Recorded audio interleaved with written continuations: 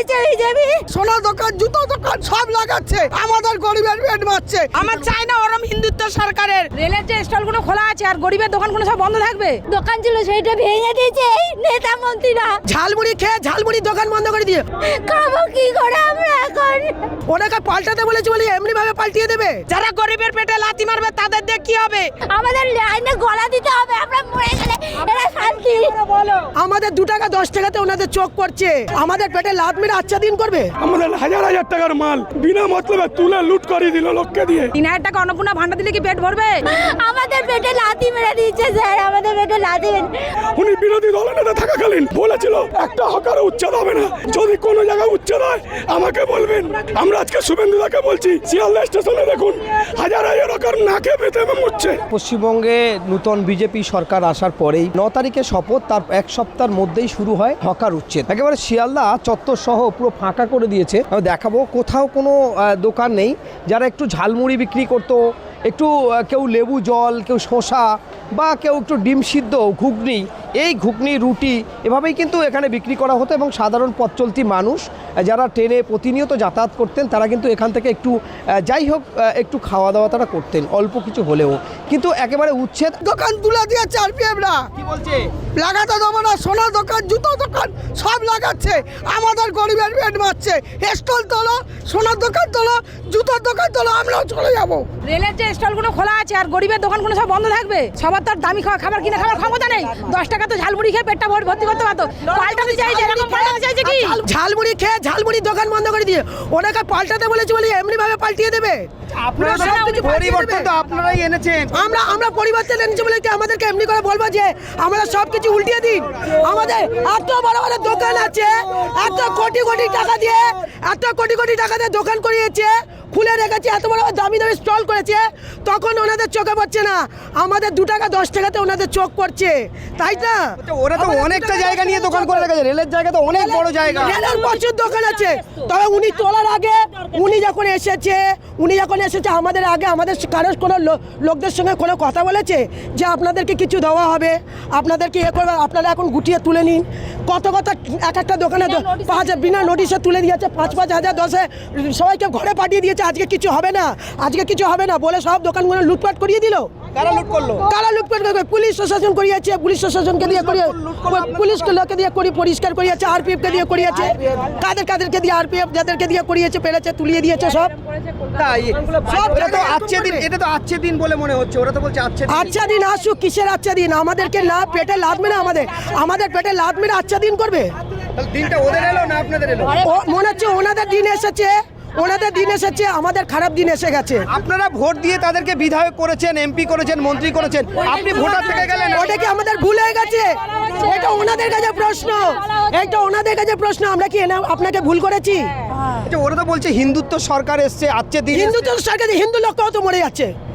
হিন্দুর মধ্যে কি আছে? একটা মুসলমানকে রক্ত, একটা হাত কাটুন, একটা হিন্দুর হাত কাটে, রক্ত যদি একই না হয়ে থাকে হিন্দু মুসলিম করুন, হিন্দু মুসলিম তখন করুন। এখন কিসের হিন্দু মুসলিম করছেন? পেটে লাত পড়েছে আমাদের বাচ্চারা স্কুলে যেতে পারবে না, পড়তে পারবে না, খেতে পারবে না। 3000 টাকা অন্নপূর্ণা ভান্ডার দিলে কি পেট ভরবে? আর এই যে ঘরে বাচ্চা কাচ্চাগুলো না খেয়ে মরে যাচ্ছে, তা সেটা কে দেখবে? আপনার পরিবারে কে কে আছে? আমার পরিবারে 5 জন খাবার লোক আছে। সব দোকান 70 বছরের একটা মা আছে ঘরে, নরেন্দ্র মোদীর মা ছিল, উনি বলেছিল আমি গরিব বাঁচাবো। এই ধরনের গরিব বাঁচাচ্ছে। আমাদের জন্য কিছু ব্যবস্থা করতে বলুন না। আমাদের পাল্টাতে চেতে বলে আমাদের এইভাবে পাল্টাতে পারে না, আমাদের উল্টো করে দিতে পারে না। আমাদের উল্টো করে পিঠের মধ্যে লাথি মারা হচ্ছে। এইটা কি আমরা চেয়েছিলাম? আমরা এরকম চাইনি। আমাদের এই পরিবর্তন দেখতে চেয়েছিল। যারা বয়স্ক লোক আছে, যারা 70 বছর 60 বছর একজন আছে, তারা বাটি নিয়ে ভিক্ষা করবে। এই বাটি নিয়ে ভিক্ষা করুক। উনি বলেছিল গরিব হাঁটায়, এইভাবে গরিব হাঁটাবে। উনি তো গরিব বাড়িয়ে দিল আরো 3,000 টাকা দিয়ে সংসার চলবে। কেন আমি আমার একার হয়ে লড়বো? আমার আরো ভাই দাদা যারা আছে তারা কোথায় যাবে?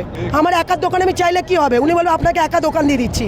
এরকম দোকান চাই না আমরা। ওরম 3000 টাকা চাই না, এরম সরকার চাই না। হিন্দু মহিলা ওই হিন্দুত্ব সরকার এসছে বলছে, তারপরে আমার চাই না ওরম হিন্দুত্ব সরকারের। যারা গরিবের পেটে লাথি মারবে তাদের দিয়ে কি হবে? বেকারের সরকার দরকার নেই। দেখুন মানুষ কানতে কানতে চলে যাচ্ছে চোখে জল আপনার আজকে দিনে দাঁড়িয়ে এর আগে কি হয়েছিল? করবো বলেন, আমার তো কিছু করার নেই। আমরা দেয়ালে পেট থেকে গেছে, আমাদের কিচ্ছু করতে পারছি না। আমরা যদি 10 টাকা করে লেবু প্যাকেট করে বেচি তাও 2 পয়সা হয়, সেইটা নিয়ে আমি বাড়ি যেতে পারি। সেটাও যদি না করতে দেয় তাহলে আমি কি নিয়ে বাড়ি যাবো? ছেলে মেয়েদেরকে কি বলবো সেটা বলেন। আমার একটা মেয়ে বিয়ে পড়ছে, তাকে পড়াবোটা কি করে সেটাও বলেন। আমি তো একটা বিধবা মানুষ, আমি এখানে এত বছর ব্যবসা করি, তাহলে এখন তো আমি লোকের বাড়ি ঝি কাটতে পারি না, পারি কি? এই করেই আমার চলছিল। আমরা হাতে করে এখন প্লাস্টিকে করে বেঁধে বেঁধে মাল নিয়ে দাঁড়িয়ে দাঁড়িয়ে ঘুরে ঘুরে বেচছি, তাই বেচতে দেয় না। তাহলে আমরা কি করে খাবো? আমার ঘরে ক্যান্সার রুগী আছে, আমি কি করে ওষুধ কিনবো সেটা বলেন। কি করে ওষুধ কিনবো? কে ক্যান্সার রোগী কে? আমার শাশুড়ি। সেভাবে কিভাবে চলছে এখন? তা কিভাবে চলবে? এই এরকম করে চলছে। দেখুন ক্যান্সার তাহলে আমি রোগী কি করবো বলেন? পরে ক্যান্সার রোগী, তারপরে সে এখানে যেটুকু উপার্জন করে সেটুকু নিয়ে তার সংসার চলে এবং মেডিসিন কেনে। তারপরে আজকে কিন্তু দুঃখিত হয়ে তিনি প্লাস্টিকে দোকান না দিতে প্লাস্টিকে করে বয়ে বেড়াচ্ছিলেন। কি প্লাস্টিক করে নিয়ে ঘুরে ঘুরে মাল বেশি, তাও বেচতে দেয় না। তাহলে আমরা কি করে খাবো? আমাদের দোকান লাগাতে দিতে হবে, আমরা আর কিছু চাই না। আমরা করলে আমরা গরিব দোকান লাগিয়ে খাবো। আমরা 3000 টাকা চাই না, আমরা ওরকম টাকা চাই না। কি হয়েছে আপনার চোখে জল কেন?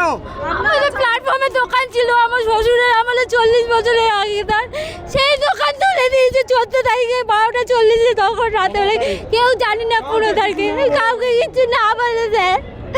একটা দোকানে 4-5টা কর্মচারী, তারা তাদের ফ্যামিলিরা কি করে চলবে? আমার মেয়ে 12 ক্লাসে সায়েন্স দেবো, কি করে মাইনে দেবো? কাজ আমি কোনোদিন ট্রেনে দৌড়ে দৌড়ে জল বিক্রি করছি, কি করবো? আমার বর হার্টের পেশেন্ট, 2বার অপারেশন হয়েছে, কি করবে আমি বলতে পারছি না স্যার। সে দৌড়াদৌড়ি করতে হচ্ছে, যার জন্য আমি দৌড়ে জল বিক্রি হচ্ছি। কি করে চলবে তাই ভাবছি। জল বিক্রি করছিলেন? কোথায় জল বিক্রি করছিলেন? সাউথ লাইনে রানিং গাড়িতে জল বিক্রি করছি এখন। কি করেছে আপনার? কিন্তু বসে তো দোকান ছিল, সেইটা ভেঙে দিয়েছে এই নেতা মন্ত্রীরা।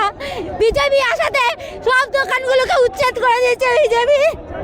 খাবো কি করে আমরা এখন? আমাদের পেটে লাথি মেরে দিচ্ছে স্যার, আমাদের পেটে লাথি মেরে, আমাদের লাইনে গলা দিতে হবে। আমরা মরে গেলে এরা শান্তি বলো, আমরা সব মরে যাব, আপনারা শান্তি পাবেন, বিজেপি সরকার শান্তি পাবে। সব আকারা মরে যাবে স্যার, সব আকারা মরে যাক, তাহলে এই বড় লোক সরকার বেঁচে থাকবে, বড় লোক সরকাররা রাজত্ব করবে স্যার। আমাদের মতন গরিবের কেউ নাই। একদম কান্নার রোল উঠে গেছে বলা যেতে গেলে। একদিকে জিআরপি, অপরদিকে সাধারণ পাবলিক, তারা জিআরপি কি চলবে কি করে? হ্যাঁ, আমাদের বাল বাচ্চা নেই, ছোট ছোট, আমাদের স্কুল বাচ্চা নেই, আমাদের স্বামী নেই, আমরা কি করে খাবো? আমাদের জলের দোকান, মুড়ির দোকান সব তুলে ফেলে দিচ্ছে, কোটি কোটি কোটি কোটি মাল ছিল মুড়ির মধ্যে, আমরা কোথায় পাবো? কি করে খাবো? চুরি করবে না ডাকাতি করবো বলো? আমরা চুরি করবো না ডাকাতি করে খাবো? কি করে খাবো আমরা? সবাই মানুষকে পেট মরে যাচ্ছে। হ্যাঁ, কোথায় যাবে? কোথায় এনারা কোথায় যাবে?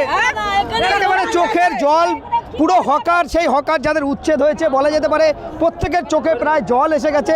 দেখাবো অপরদিকে, একদিকে জিআরপি দাঁড়িয়ে আছে, তাদের ভাঙচুর হয়েছে বলে জানা যাচ্ছে, অপরদিকে যারা নেতৃত্ব ছিল তারাও ছিল।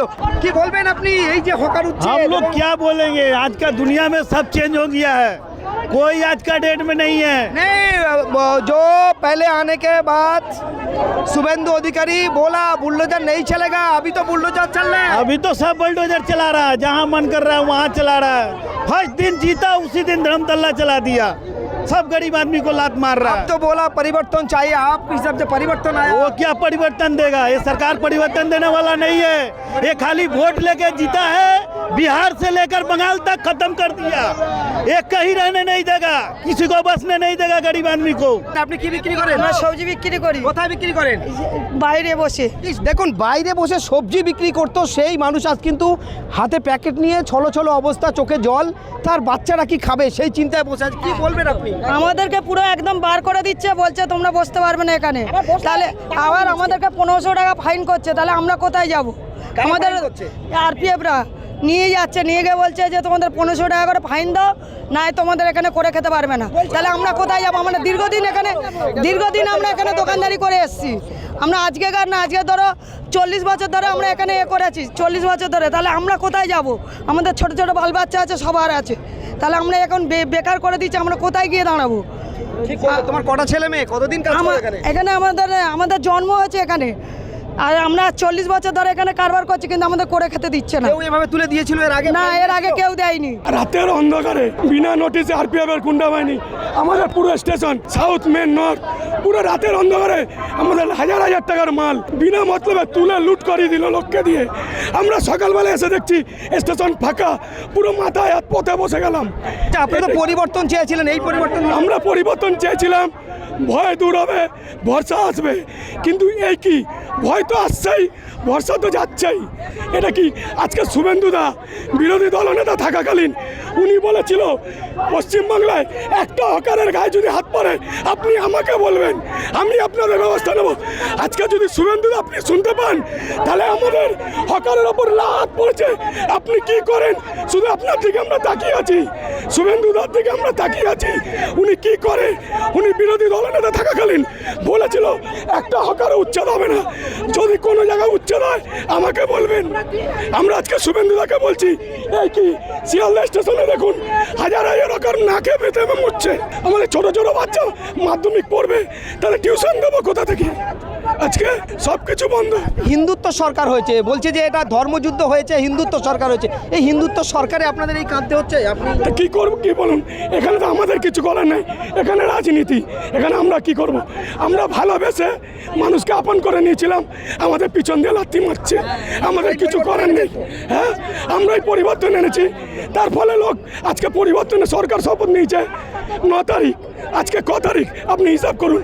এত পশ্চিমবাংলায় কলকাতা জুড়ে এত হকার বেকার হয়ে যাচ্ছে।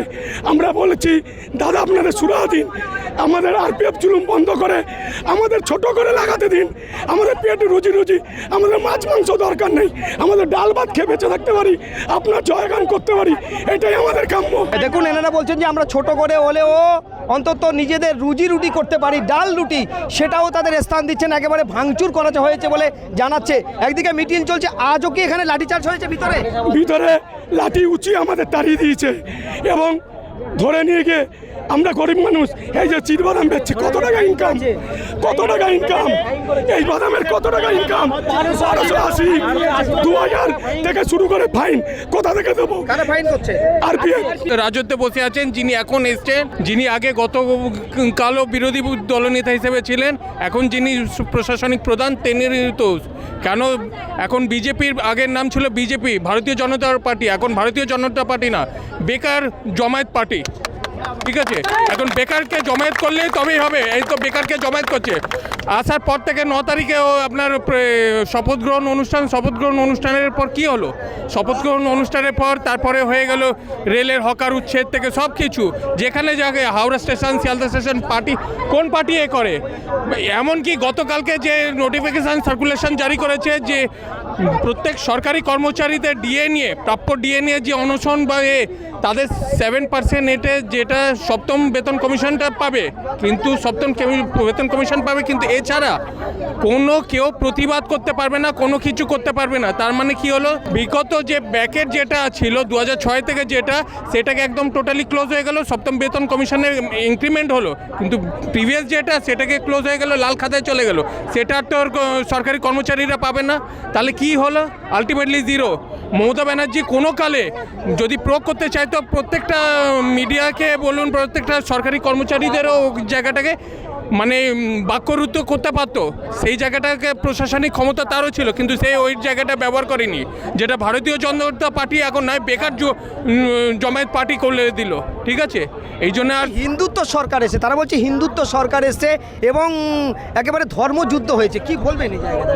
দেখুন, হিন্দুত্ব একটা কথা হিন্দুত্ব পার্টি সবাই, জয় শ্রীরাম কি এখনই জন্মে গেল? জয় শ্রীরাম আগে ছিল না? জয় শ্রীরামের স্লোগানটা তো কমিউনিক্যাল স্লোগান, সেটাকে নিয়ে আসার একদম মানুষের বুড়, হ্যাঁ, সেটাকে নিয়ে একটা প্রত্যেক মানুষের একটা আবির্ভাব মনের মধ্যে। ভগবানকে মন্দিরে রাখা যায়, মসজিদে রাখা যায়, গুরুদ্বারে রাখা যায়, গির্জায় রাখা যায়, সেটাকে রাস্তায় নামিয়ে কোনোদিন করা উচিত না। ঠিক আছে, সেটাকে নিয়ে কোনোদিন রাজনীতি করা উচিত না, সেটা নিয়ে কোনোদিন আজ পর্যন্ত ভারতবর্ষের কোনো পার্টি রাজনীতি করেনি, যেটা বেকার জমায়েত পার্টি বিজেপি করে দিল।